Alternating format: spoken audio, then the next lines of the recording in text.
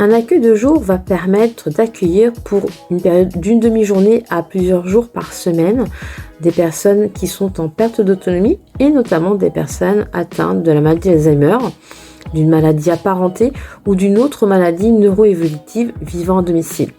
L'objectif de ces journées va être de pouvoir stimuler les fonctions qui sont préservées de la maladie. Ça va être également de recréer du lien social en rencontrant des personnes et également pour les aidants de pouvoir s'octroyer une journée de répit pour souffler et donc s'offrir une bulle d'oxygène.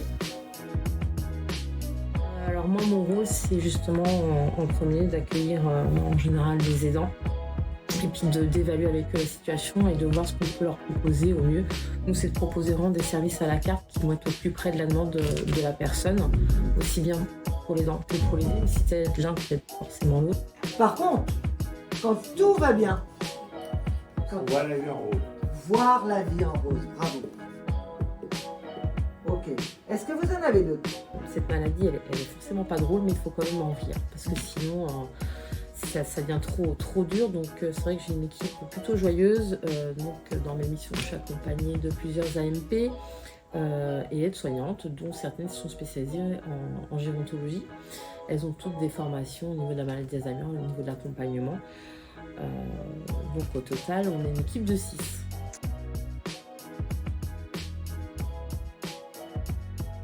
Les aider, donc les personnes malades, on va faire en sorte que ce soit plutôt l'inverse du domicile. Souvent, nous, quand on accompagne les personnes malades à la maison, c'est évident, ou même des fois la professionnelle qui va faire à la place d'eux parce que la personne malade va faire les choses plus lentement, ce ne sera pas toujours fait de la bonne manière.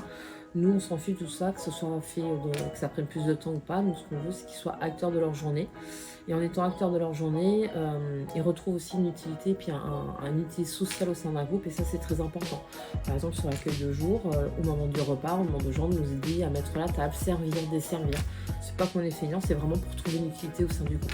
Le message, c'est que c'est pas une maladie contagieuse, et il est important de continuer à accompagner les personnes malades et leurs aidants qui souvent se retrouvent seuls, ils le disent très bien, très isolés.